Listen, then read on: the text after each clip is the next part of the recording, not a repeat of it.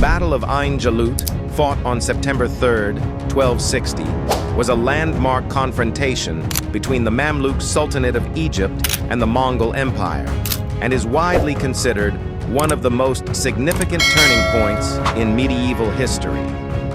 It took place in the Jezreel Valley of modern-day Israel, near the spring of Ain Jalut, Spring of Goliath.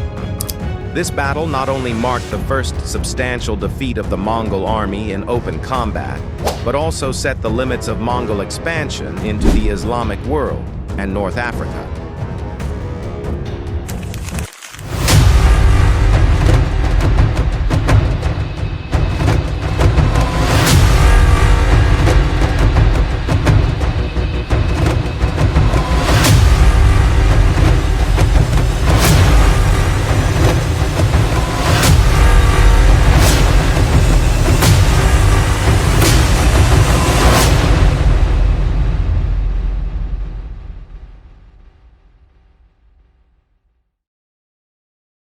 In the decades leading up to the battle, the Mongol Empire had swept across Central Asia and the Middle East, leaving devastation in its wake.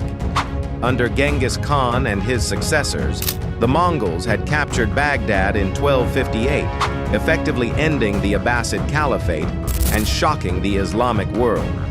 The Mongol general Hulagu Khan, a grandson of Genghis Khan, led this campaign. After the fall of Baghdad, Hulagu pushed further into Syria, capturing Aleppo and Damascus and threatening Egypt, the last major Islamic power untouched by Mongol conquest. However, Hulagu withdrew the majority of his forces eastwards after receiving news of the death of the great Khan Mongke, which sparked a succession crisis within the Mongol Empire. This left a much smaller Mongol force under Kitbuqa, a Nestorian Christian general, to hold the territory west of the Euphrates. Recognizing the opportunity, the Mamluk Sultan Qutuz, who had recently consolidated power in Egypt, formed an alliance with his rival and future Sultan Baibars to confront the Mongol threat. The Mamluks were a formidable military force comprised largely of slave soldiers of Turkic and Circassian origin, known for their elite cavalry and strict training. Despite being outnumbered in earlier campaigns, the Mamluks were experienced in mobile warfare and had the advantage of fighting on familiar terrain.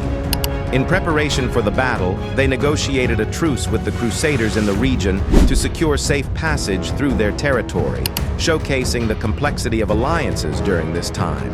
At Ain Jalut, the Mamluks used deceptive tactics to lure the Mongols into a trap. Baibars led a vanguard force that engaged the Mongols and then performed a feigned retreat, a classic Mongol tactic used against them for the first time. Kitbuqa, unaware of the ambush, pursued the retreating force, only to be surrounded by the main Mamluk army hidden in the nearby hills.